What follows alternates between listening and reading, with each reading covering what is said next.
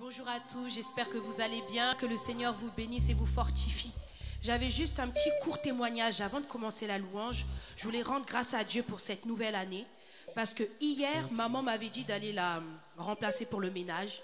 Très tôt le matin, je me suis levée à 6 h du matin. J'avais pris le tramway et je suis partie à l'église. Et du coup, il y avait un garçon qui est descendu en même temps que moi. Et j'étais derrière lui et il sort une arme. Et il commence à charger. Et je vois les balles commencent à tomber et tout. Il se retourne, il me voit, il dit « Ah, excusez-moi, je ne pensais pas que vous étiez derrière moi. » Sur le coup, j'ai un peu rigolé, j'ai eu un peu peur. J'étais plutôt surprise. Mais je me suis dit bah, « C'est mon heure, c'est mon heure. » Et puis il me dit « Je suis vraiment désolée et tout. » J'ai dit « C'est pas grave. » J'ai dit « Tu sais, je te connais, on a grandi ensemble. Je sais que tu as des frères et tout. » Et il me dit, je suis vraiment désolée. Je lui pose cette question. Je lui dis, mais pourquoi tu as une arme? Il me dit, c'est pour me protéger et tout. En plus, je suis trop beau. Les gens sont jaloux et tout. Il commence à me dire ça. Moi, je rigole. Et quand on s'est séparés, je lui dis, Dieu est ta protection. Et il me dit, merci Tati. Et il part. Et je dis, Seigneur, merci parce que tu m'as gardé hier. Je voulais te rendre grâce pour tout ce que tu as fait. Franchement, que nous puissions rendre grâce à Dieu chaque jour parce que c'est lui notre protection. C'est pas un gris-gris ou quoi que ce soit, mais c'est Jésus-Christ. Amen, que nous puissions lui rendre grâce. Amen.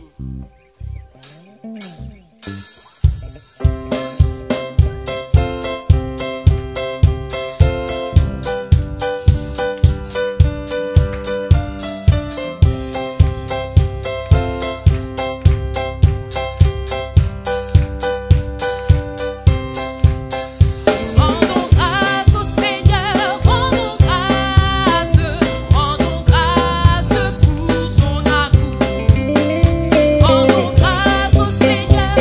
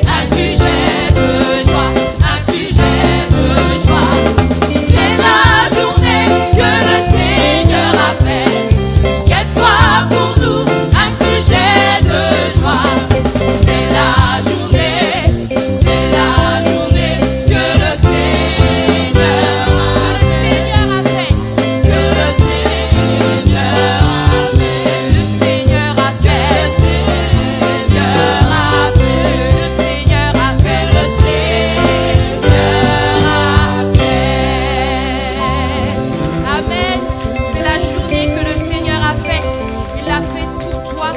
Et nous voulons encore le proclamer, déclarer que le Seigneur, tu es notre papa. C'est toi le plus responsable, c'est toi qui veilles sur moi. Et nous voulons encore le proclamer, que nous puissions déclarer notre amour envers notre Dieu. Amen.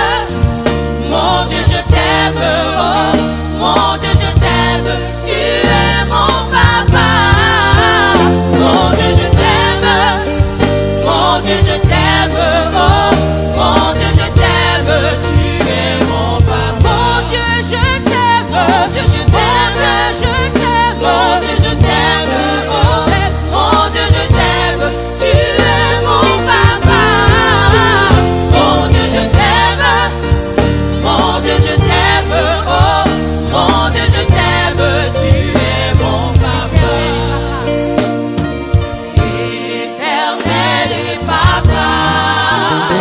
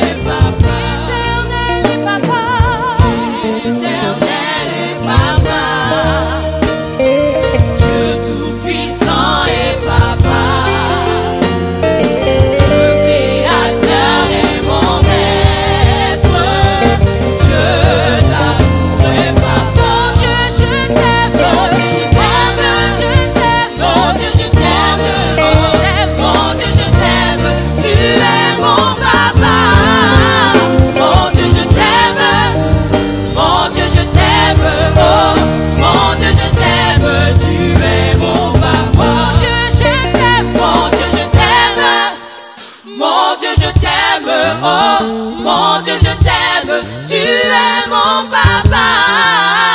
Mon Dieu, je t'aime, mon Dieu, je t'aime, oh, mon Dieu, je t'aime, tu es mon papa. Mon Dieu, je t'aime, mon Dieu, je t'aime, mon Dieu, je t'aime, oh, mon Dieu, je t'aime, tu es mon papa. Mon Dieu, je t'aime, mon Dieu, je t'aime, oh, mon Dieu, je t'aime, tu es mon papa. Mon Dieu, je t'aime, oh, mon Dieu, je t'aime, tu es mon papa. Mon Dieu, je t'aime, mon Dieu, je t'aime, oh, mon Dieu, je t'aime, tu es mon papa. Alléluia. Est-ce que tu peux acclamer ton papa de toute ta force, de toute ton âme, de tout ton esprit, celui qui a veillé sur toi, celui qui a pris soin de toi, celui qui a été là avec toi, quand personne n'était avec toi, quand personne voulait t'aider, lui seul est venu t'aider, lui seul est venu te secourir. Que nous puissions être plus assoiffés de sa présence, que nous puissions vraiment demeurer en lui, celui que nous appelons papa, celui que nous crions Père, que nous puissions rester accrochés à lui, que nous puissions demeurer en lui.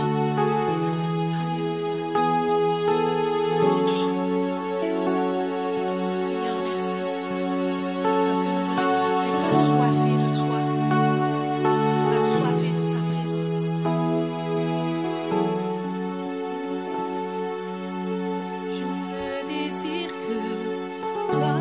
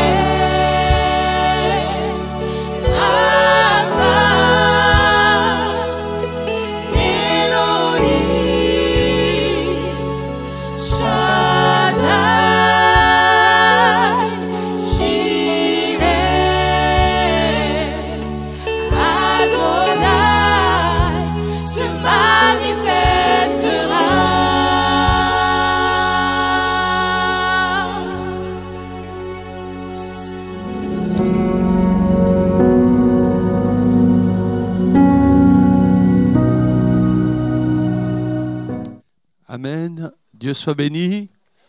Je vous invite à prendre votre Bible dans le livre du prophète Ésaïe, au chapitre 5. Pendant que vous cherchez, évidemment, je voudrais vous souhaiter une bonne année 2025. Que le Seigneur vous bénisse tous, vous encourage, vous fortifie, vous permette d'aller de l'avant. Merci à tous ceux qui ont travaillé fidèlement pendant l'année passée. La fidélité, c'est quelque chose de très important. Merci beaucoup. Nous saluons également ceux qui nous rejoignent sur Internet. Que le Seigneur vous bénisse également. J'aimerais vous parler ce matin sur un sujet assez simple. Nous devons aimer le bien et haïr le mal. Nous devons aimer le bien et haïr le mal. Vous êtes, je pense, dans Ésaïe chapitre 5, verset 20, où le prophète dit « Quel malheur pour ceux qui disent « Le mal est bien et le bien est mal », qui font des ténèbres une lumière et de la lumière des ténèbres, qui font de l'amertume une douceur et de la douceur une amertume. Deuxième lecture que je vous propose, c'est dans l'Épître aux Romains, au chapitre 12 et au verset 9. L'Épître aux Romains, au chapitre 12 et au verset 9. Que l'amour soit sans hypocrisie. Ayez le mal en horreur. Attachez-vous au bien. Quant à l'affection fraternelle, soyez pleins de tendresse les uns pour les autres. Soyez les premiers à honorer les autres. Ne soyez pas paresseux, mais empressés. Soyez fervents d'esprit. Servez le Seigneur comme des esclaves, comme des serviteurs qui se sont consacrés totalement à Dieu. Réjouissez-vous dans l'espérance. Endurez dans la détresse. Consacrez-vous assidûment à la prière. Soyez solidaires des saints qui sont dans le besoin. Poursuivez l'hospitalité. Bénissez ceux qui vous persécutent. Bénissez et ne maudissez pas. Réjouissez-vous toujours avec ceux qui se réjouissent. Pleurez avec ceux qui pleurent. Soyez bien d'accord entre vous. Ne soyez pas orgueilleux, mais laissez-vous attirer par ce qui est humble. Ne vous croyez pas trop avisé. Ne vous croyez pas trop sage. Moi, j'ai compris, les autres, ils ont pas compris. Donc, voilà, j'aimerais réfléchir avec vous, méditer au travers de la parole de Dieu sur cette question. Nous sommes appelés pendant cette année 2025 à aimer le bien et à haïr le mal, à le repousser comme quelque chose d'horrible, une horreur, dit le texte de l'Épître aux Romains. Le mal, c'est quelque chose qui est surprenant. Si vous voulez bien y réfléchir, les animaux ne font jamais le mal. Un animal, il est programmé d'une certaine manière. Alors certains sont carnivores, il est vrai, mais une fois que le lion a attrapé sa proie, alors il mange sa proie, c'est fini. Il ne va pas tuer 10 zèbres, 20 zèbres pour le plaisir. Mais l'être humain, lui, est capable de faire cela. Pour le plaisir. Et en plus, le Seigneur nous a donné la liberté. Ça, c'est une chose formidable. Donc, je peux choisir. Je peux choisir le bien ou je peux choisir le mal. La Bible me dit, je peux choisir la lumière ou je peux choisir les ténèbres. Je pense que beaucoup parmi nous, ce matin, ce midi, je ne sais pas comment dire, alors on a déjà choisi la lumière. Mais je voudrais nous encourager tous, comme je disais tout à l'heure, je vous invite à aimer le bien, pas à aimer seulement l'assez bien. C'est-à-dire qu'on peut peut-être aller plus loin. En tout cas, la Bible est claire, aimez le bien, haïssez le mal. Dieu n'a rien à voir avec le mal. une des démonstrations les plus fantastiques du fait que Dieu n'a rien à voir avec le mal, parce que parfois les gens disent « Ah oui, mais ceux qui ne connaissent pas la Bible, ah oui, mais sinon il n'y aurait pas des catastrophes si Dieu était là, si Dieu était amour, il n'y aurait pas des catastrophes, il n'y aurait pas Mayotte, il n'y aurait pas toutes sortes de choses comme ça et tout. » Ils disent des choses comme ça. C'est vrai que la question du mal, on va dire physique, dans la nature, parce qu'il y a le mal dans la nature, il y a le mal dans notre cœur. Mais le mal dans la nature, c'est un peu, voilà, ça surprend un tout petit peu. Mais ça nous rappelle que nous ne sommes que des êtres humains et que Dieu est au contrôle pour nous encourager, excusez-moi, nous récompenser ou nous sanctionner. Un philosophe chrétien a dit la chose suivante, c'est que le mal, c'est comme le mégaphone de Dieu. C'est pour des gens sourds. Ça veut dire que les êtres humains, ils ne comprennent pas toujours. Là, j'ai mal agi, il dit non, mais j'ai bien agi. Et Dieu va te dire, non, tu as mal agi. Je prends mon mégaphone, tu n'as pas entendu, hein, tu es sourd. Mais moi, je prends mon mégaphone et tu deviens malheureux. C'est comme si Dieu te dit, je te rappelle que ce que tu as fait, ce n'est pas bien. Le mal, c'est une réalité qui ne devrait pas exister. Comment comprendre? Je prends un exemple. Hitler, vous avez tous entendu parler de lui. 7 millions, 8 millions de juifs mis dans les fours crématoires, des choses comme ça. Un animal n'est pas capable de faire ça. Les êtres humains, si.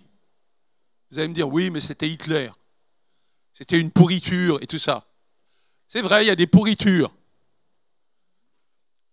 Pardon pour l'expression. Mais c'est vrai qu'on peut dire, oui, là, le mari de Gisèle Pélicaud, une pourriture. Attends, dans ton cœur ou dans mon cœur, est-ce que parfois il n'y a pas un peu de pourriture? Surtout quand je ne suis pas converti.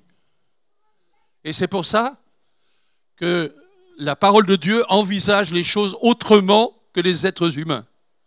Les êtres humains, ils commencent à dire, bon, ça, c'est pas trop grave. Voilà ça, oui, bien sûr, mais maintenant, tout le monde le fait. Donc, c'est pas trop grave. Donc, on se justifie. Mais par contre, quand il y a quelqu'un qui fait quelque chose de très grave, Pélicaud et les autres, ah ouais, lui, c'est une pourriture. Moi, je suis bien. Pardon. La Bible est très claire. Tous ont péché. Tous. T-O-U-S. Tous.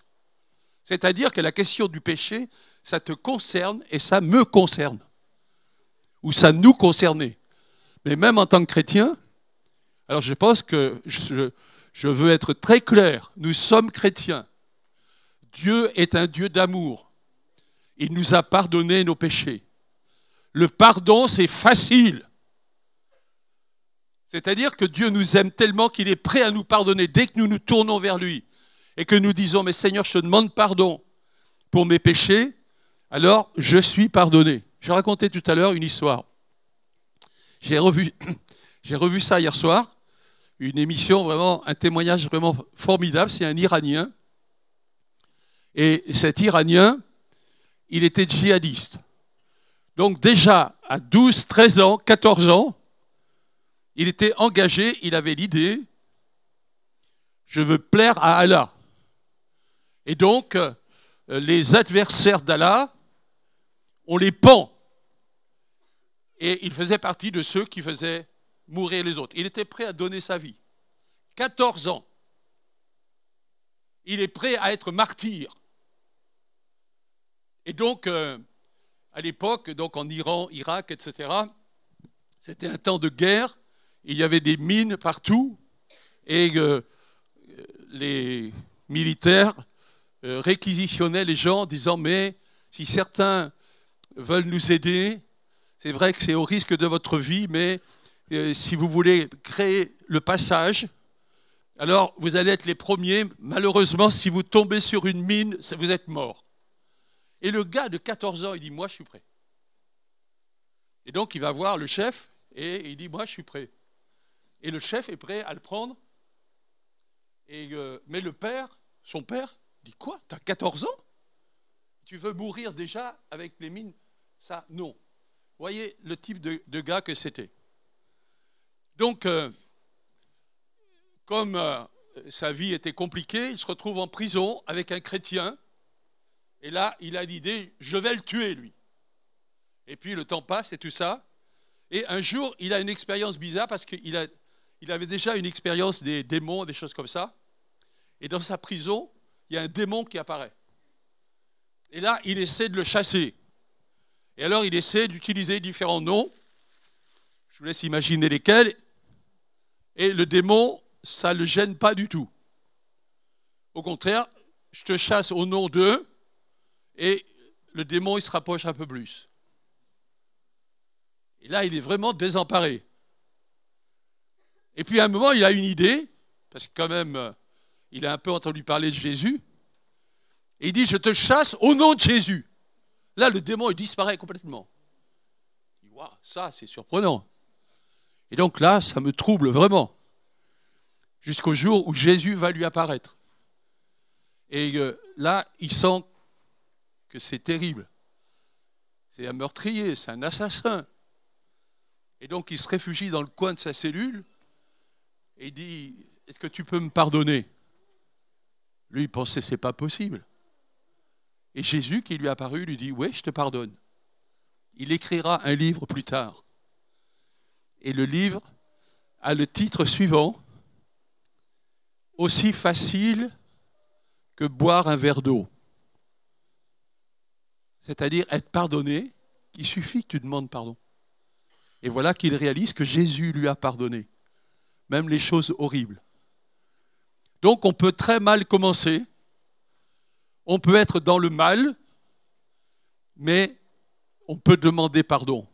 L'évangile, c'est le pardon. Mais je vais avancer. L'évangile, c'est le pardon. Le mal, c'est incompréhensible. Le mal, ça ne devrait pas exister. Est-ce que tu peux me mettre le visage, pas de Miss France là, pardon, mais voilà, du gars à moustache là.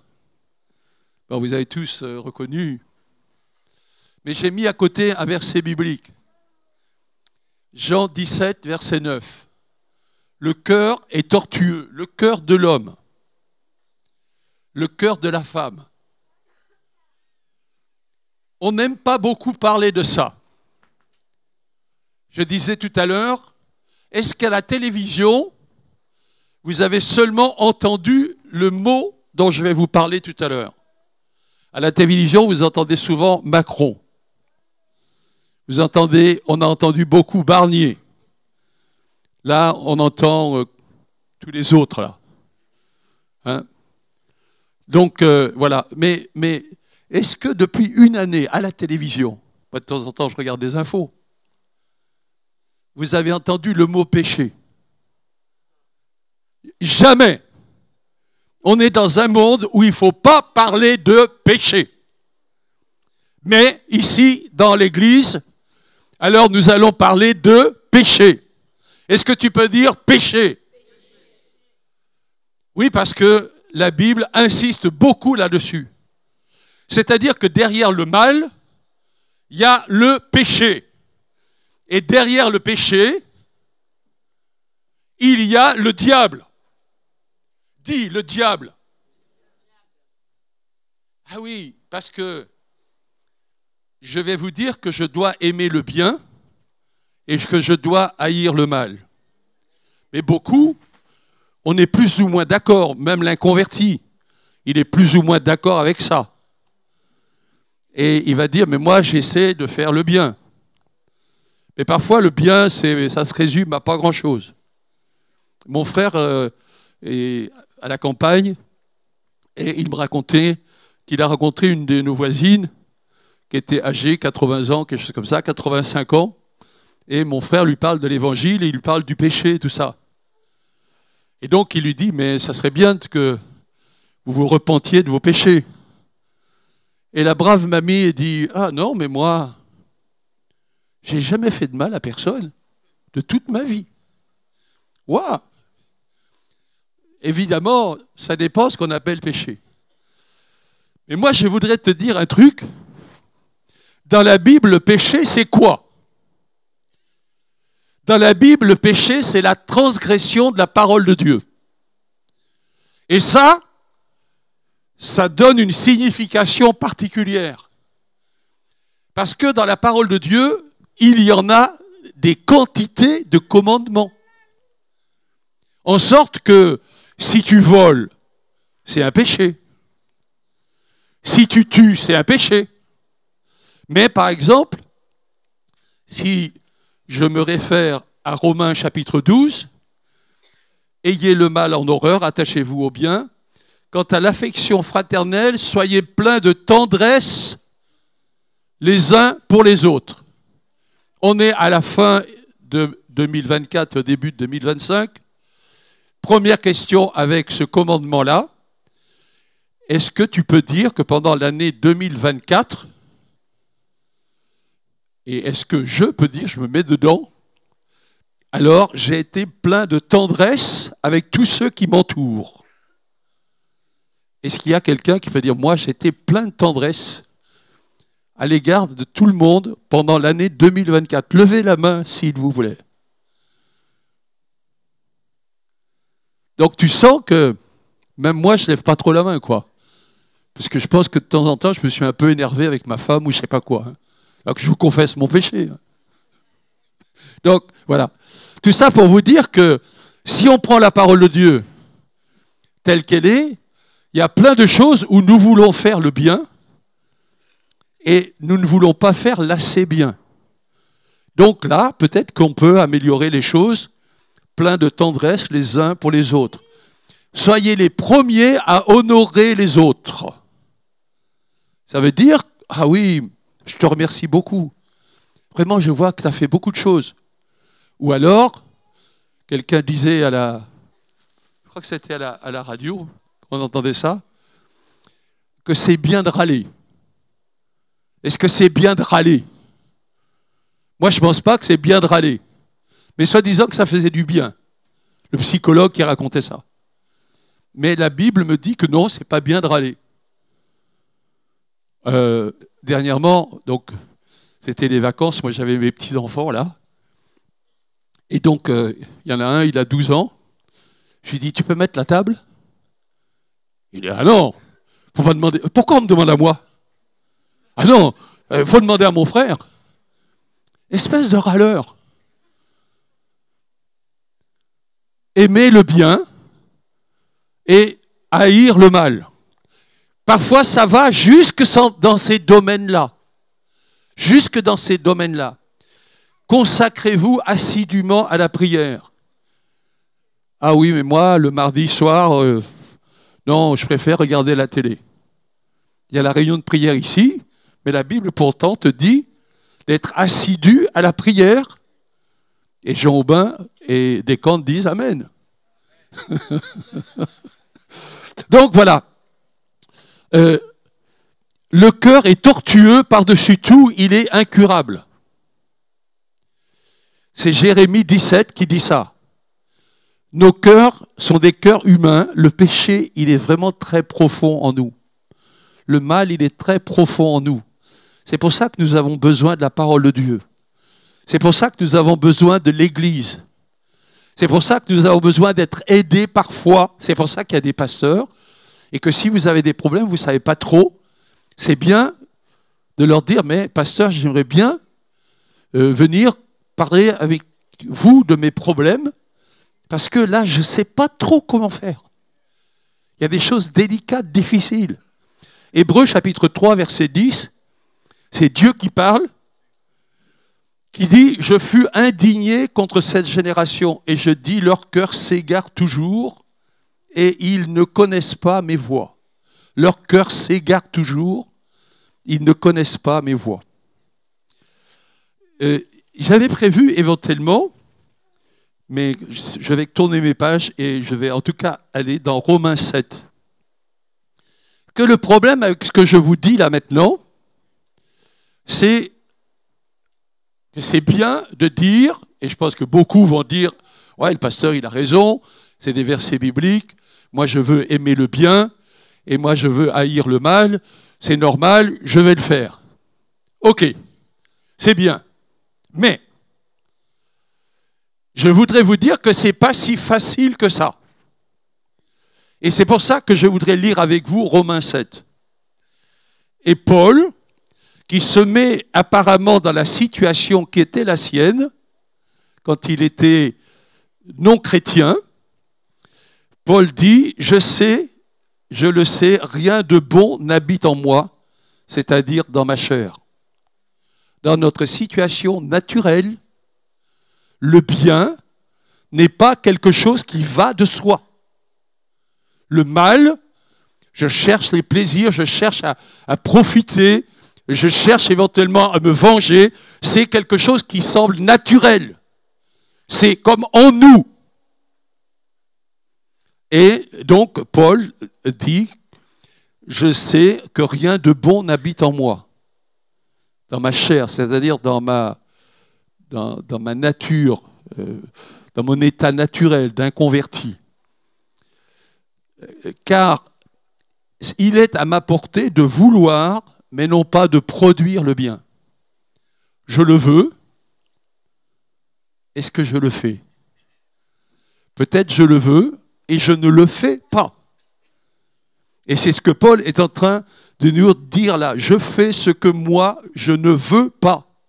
Ce n'est plus moi qui le produis, c'est le péché qui habite en moi. Je dis, il faut faire ça, il faut être gentil, il faut, etc. Il faut supporter et tout ça. Et quand j'essaie de le faire, je n'y arrive pas.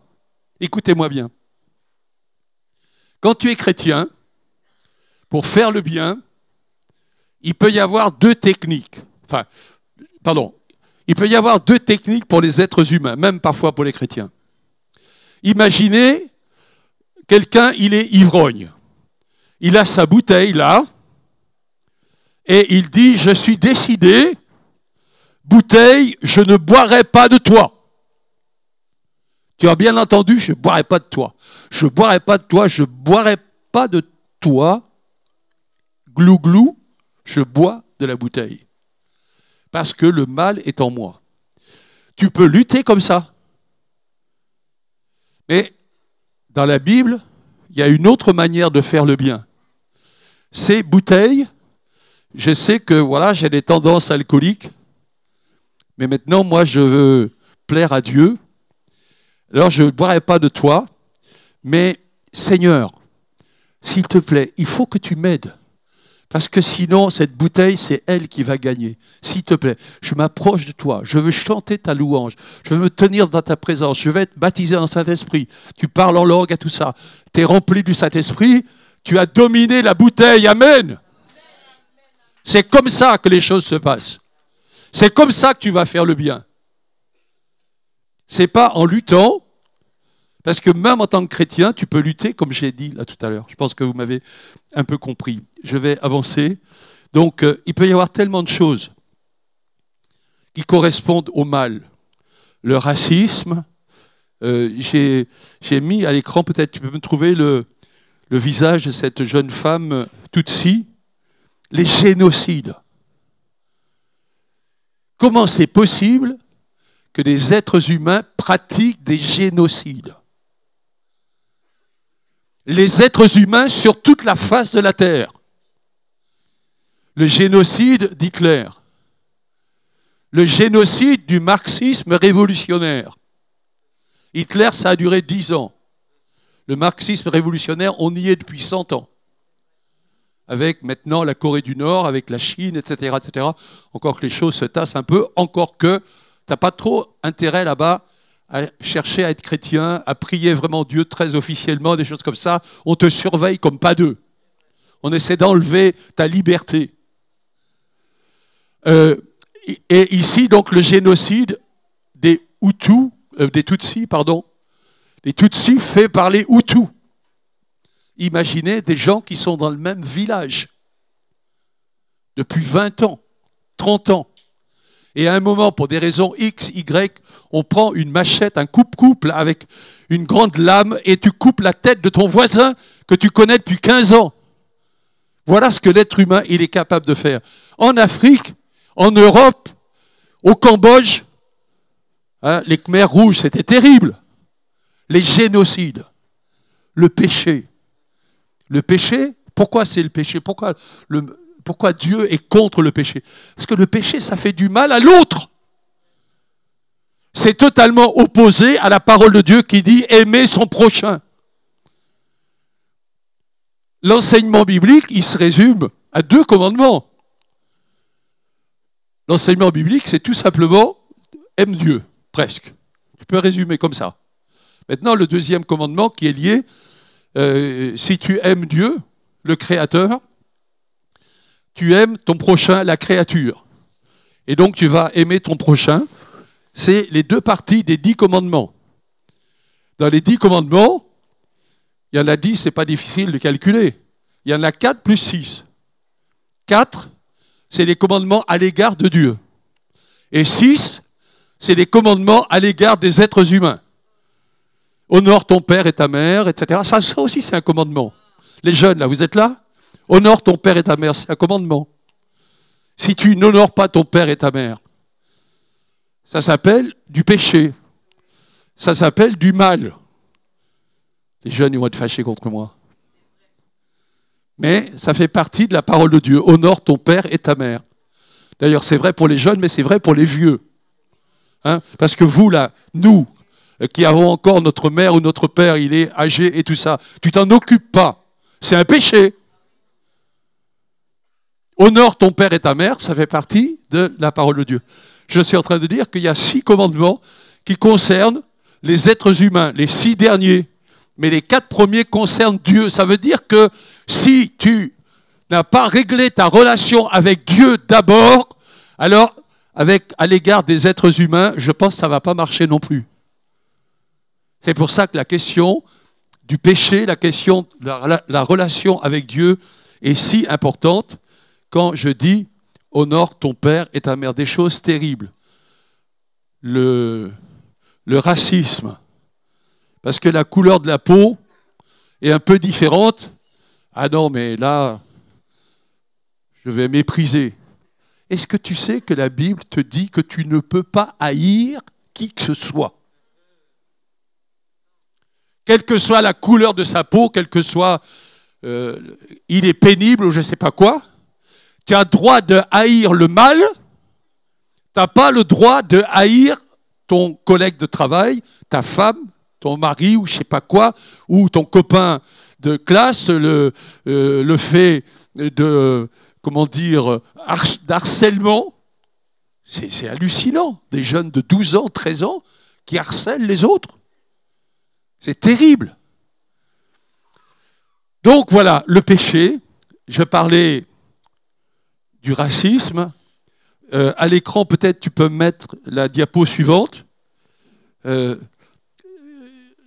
gens qui, comme le djihadiste dont je parlais tout à l'heure, c'est quoi cette photo-là? Eh bien, on a trouvé une femme, soi-disant, ou certaines, enfin, normalement, en flagrant délit d'adultère. Ça se passe en Arabie il y a 5, 6 ans, 7 ans. Et donc, on la ramène sur la place publique. Les policiers sont là. Et le bourreau est là, avec son sabre. Et donc, la femme a été amenée, elle crie « Non, c'est pas moi » ou « je sais pas quoi » ou « c'est pas juste » et tout ça. Et le bourreau est là, avec le sabre, pour lui trancher la tête. Moi, j'ai quand même une petite question, là. Je ne sais pas si vous avez une question, vous. Hein? Parce qu'ils ont trouvé une femme en flagrant délit d'adultère. Ouais, moi ça me pose un problème. L'homme, il est où? Parce que quand même, adultère, quand même, il y en a 2, non? Normalement. Hein. Ok, donc voilà, vous me suivez. Mais il peut y avoir tellement de mauvaises choses autour de nous, on en entend parler beaucoup à la télévision ou des choses comme ça. Le péché, c'est quelque chose d'universel, c'est quelque chose d'anormal, c'est quelque chose qui ne devrait pas exister. Et c'est quelque chose dont on essaie de ne pas parler. Je racontais tout à l'heure qu'un couple était venu à l'église. J'espère que ça correspond à personne ici ce matin. Il y a l'homme et la femme. Et la femme a dit à son mari, tu sais, je suis vraiment pas bien. Et non, ça va vraiment pas. Le mari dit, mais je peux faire quoi? Non, il dit, parce que le pasteur, là, il est en train de parler du péché. Tu peux pas le faire taire. Les gens, ils n'aiment pas qu'on parle du péché. Mais le vrai problème, mes frères et sœurs, il est bien ici, dans la question du péché. Il y a des gens, enfin, il faut dire que cette question du péché, elle est universelle, même si les gens ne veulent pas en parler. Mais elle y est universelle, et beaucoup de gens diraient, mais moi, oui, j'essaie de faire le bien. Alors ils arrivent, ils n'arrivent pas trop, je ne sais pas quoi. Ce qu'il faut savoir, c'est que dans l'histoire, il y a eu des gens qui disaient, moi, j'aime le mal. Là, ça a l'avantage d'être clair. Je cite deux personnes, peut-être dont vous n'avez pas beaucoup entendu parler. L'un s'appelle Machiavel et l'autre s'appelle Sade. Sade, ça fait le sadisme et des choses comme ça. Donc, par exemple, Machiavel dit qu'en politique, la cruauté, la ruse, la violence, le mensonge, ça marche. Ça permet de réussir. Donc c'est normal et c'est ça que l'on doit faire, dit Machiavel. Et Sade a un peu la même chose. Lui, il va dire que les faibles préfèrent la vertu. Et ils ont peur de ce qu'on appelle le mal, de ce qu'on leur présente comme du mal. Il dit qu'en tant qu'athée, il est en faveur de la morale naturelle. La morale naturelle, ça veut dire que le lion tue le zèbre et que c'est normal que le lion tue le zèbre. Et que pour les hommes, c'est la même chose, puisque l'homme, vous connaissez certainement cette expression, l'homme est un loup pour l'homme. Il continue en disant, il a fait la prison, il a été condamné à mort, etc. Il a dit, c'est bien de narguer les lois, les conventions sociales, ce que les gens disent au sujet des divinités, les religions. Tout ça, il faut s'en moquer, dit Sade. Vous allez dire, quand même, c'est beaucoup. Attendez, il y a des gens qui, autour de nous, ne sont pas si loin que cela. En disant les choses peut-être de manière moins carrée, mais je racontais tout à l'heure, et je vais recommencer, une petite histoire. Dans l'église où parfois je suis le dimanche, à Angoulême, il y a un couple de personnes assez âgées, c'est des chrétiens super. Moi, je les connais depuis 1968. Donc lui, il dirigeait les chants à l'époque et tout ça, un chrétien engagé et tout ça.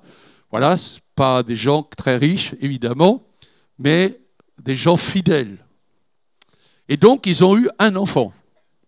Et ils se sont saignés, on va dire, parce qu'il n'y avait pas beaucoup d'argent pour que leur enfant, leur fils, fasse des études. Il a fait des études, il est devenu médecin.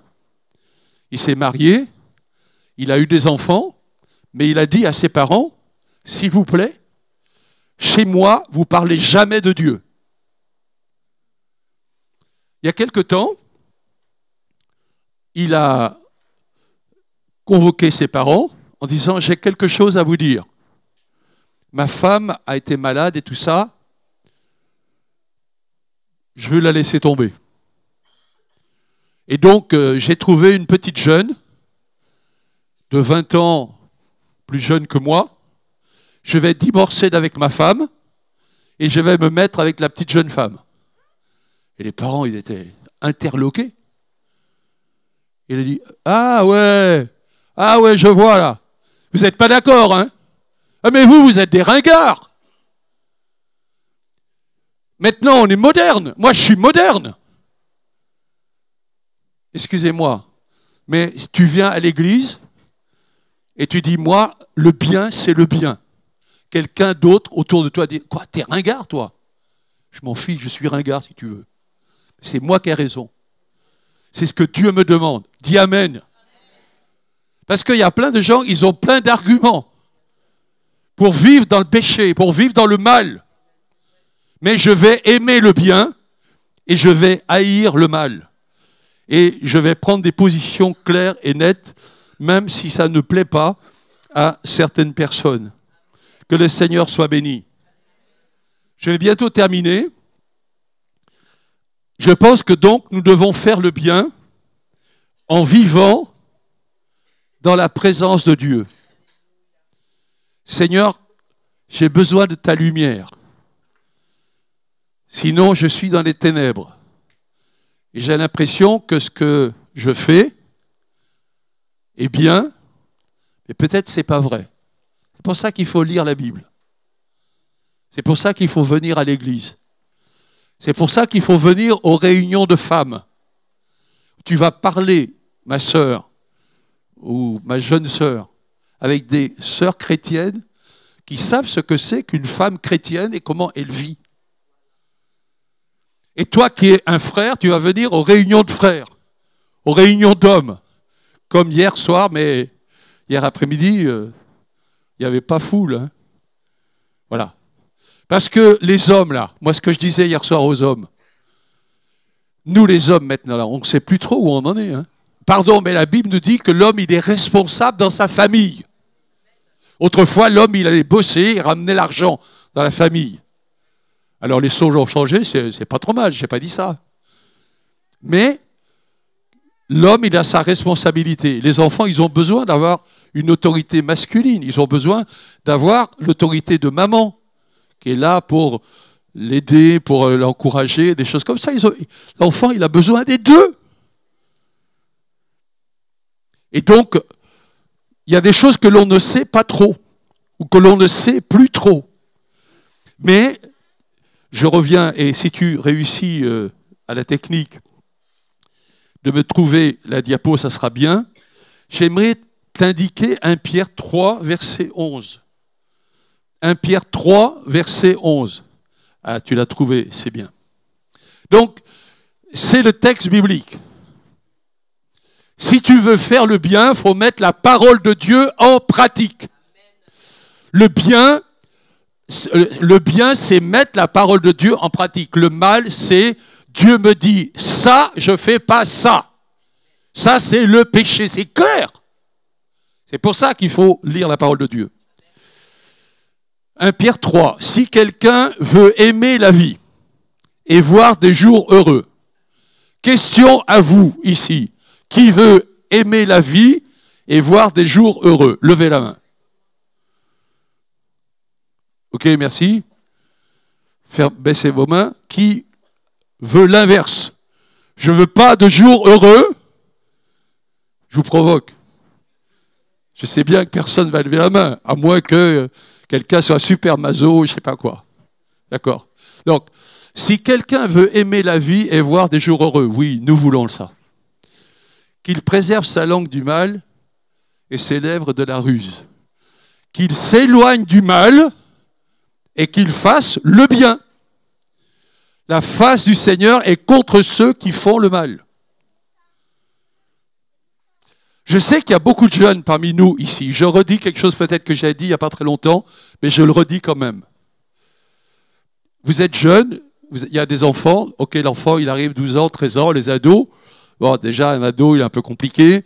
Vous savez que les ados, nous, les parents, on les a sur le dos. Bon, mais voilà. Mais malgré tout, c'est des ados, donc on les aime bien quand même, mais voilà. Donc, c'est un peu la révolte et tout ça, c'est un peu logique, c'est normal. Mais je voudrais te dire que les carrefours, je parle des routes là, ils sont pas loin. C'est-à-dire quand tu atteins 15 ans, 16 ans, 17 ans, alors il y a déjà des choses qui se passent. Déjà, tu vois la belle petite copine là, Et je couche pas. Ou le beau petit gars, là j'avais quelqu'un de ma famille, dernièrement, il me disait, bon, quand la fille elle a 20 ans, c'est normal qu'elle couche comme ça. Hein. Tu couches comme ça et puis, ça va faire quoi? Parce que ça, c'est aussi ton avenir. Dieu a fait que tu es une femme, que tu es un homme, que tu as une sexualité, que tu auras une sexualité, pour que tu sois béni dans son foyer. Pas pour que tu cours ici ou là ou ailleurs. C'est pour ça que je dis 16 ans, 17 ans, 18 ans, c'est le carrefour. Seigneur, je marche avec toi. Seigneur, c'est vrai que la fille, elle est belle quand même. Mais, si tu me conduis à vivre ma vie avec elle, je me garde, on se garde, oui, je vous dis ça, ringard comme pas deux. On se garde pour le jour où on sera marié. Et avant ça, non. Vous avez besoin d'un dessin? D'accord? Alors, il y en a qui disent « Ah ouais, mais là, les évangéliques, virginité, certificat de virginité. » Non, on ne vous demande pas de certificat de virginité, mais ouais, peut-être qu'on devrait le faire, je ne sais pas. Bref, donc voilà.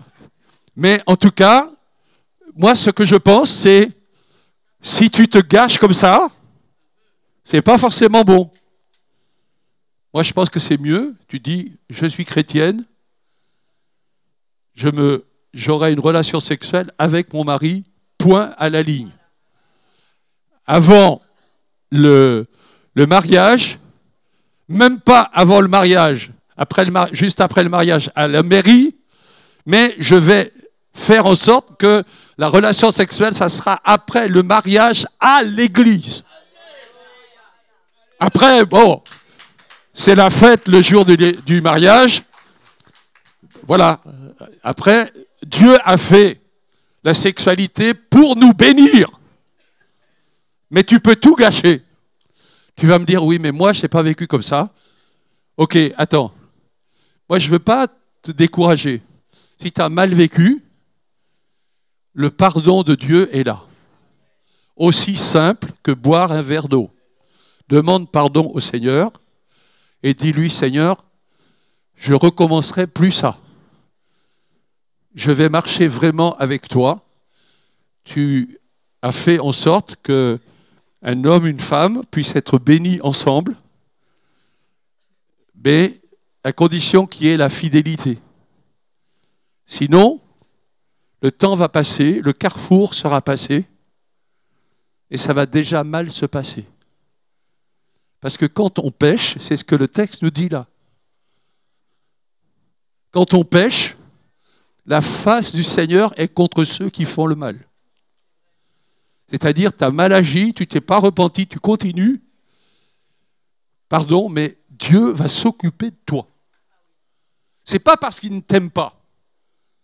Il t'aime, mais il aime le bien, il aime les choses qui sont conformes à sa parole. Malheur à ceux qui appellent, je vais terminer, je vois qu'il y a un carton qui s'ajoute, ouais, merci. Tu vois, je t'ai vu avant que... Merci, mais tu fais ton boulot, tu as raison.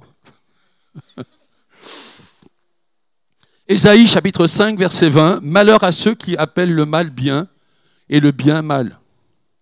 Tu ne peux pas t'en sortir en inversant les choses. À dire, ah ouais, mais moi c'est comme l'histoire de tout à l'heure, là. L'homme qui veut divorcer. C'est pas la peine de dire c'est ringard, mes parents sont ringards, machin, ou je sais pas quoi. Et puis vous êtes comme ça. Non, c'est comme ça avec la parole de Dieu, c'est comme ça même dans le monde, plus ou moins. Romains chapitre 12, ayez le mal en horreur. Ayez le mal en horreur. Quelque chose qui vous fait horreur. Imaginez quelque chose, je ne sais pas, je vais pas... c'est l'heure du repas, là, je ne vais pas vous dégoûter, mais imaginez des choses, tu recules, tu as envie de vomir. Ayez le mal en horreur. Et la colère de Dieu se manifeste à l'égard de ce péché. Il est la lumière. Dieu est lumière. Il n'y a pas en lui de ténèbres. Dieu est parfaitement lumière. Jésus est parfaitement lumière. Vous voulez savoir ce que c'est que de marcher dans une pleine sanctification? Lis l'histoire de Jésus.